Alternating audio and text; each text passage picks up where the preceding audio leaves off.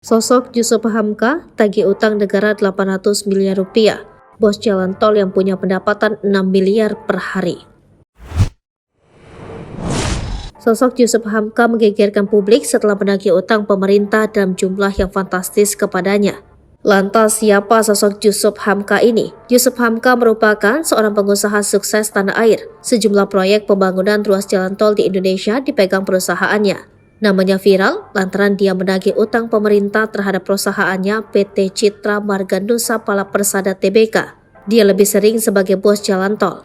Berbicara mengenai pendapatan, Yusuf Hamka pernah belak-belakan membeberkan pendapatan perusahaannya dari bisnis jalan tol yang mencapai 6 miliar rupiah per hari. Adapun pendapatan yang diterima dari PT CMPN berkisar 3,3 miliar rupiah sesuai dengan kepemilikan saham sebesar 55%. Sebagai informasi, hingga saat ini Yusuf Hamka mampu membangun sejumlah ruas tol antara lain Jalan Tol Depok Antasar, Tol Soreang, Pasir Koja, Tol Cileunyi, Sumedang, Dawuan, dan Tol Waru Juanda. Saking besarnya penghasilan yang ia miliki, kini kekayaannya juga digunakannya untuk mengoleksi mobil mewah. Beberapa di antaranya seperti mobil SUV premium Audi E4 senilai 1,25 miliar rupiah, SUV premium Audi Q7 seharga 2 miliar rupiah, Range Rover kapasitas mesin 5000 cc senilai 3 miliar rupiah, serta kendaraan mewah lain yang terparkir di garasi rumahnya.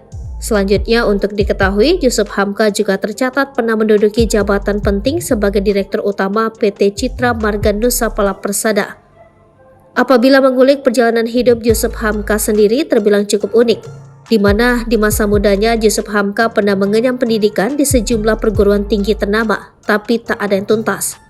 Bukan karena kurang cerdas, hanya saja dia memang tak suka dengan formalitas.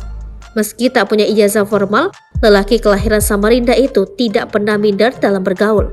Buktinya Yusuf Hamka pernah dekat dengan keluarga cendana, menjadi anak ideologis ulama besar Profesor Buya Hamka, dan sejak muda hingga kini berkarib dengan bos Arta Graha Tommy Winata.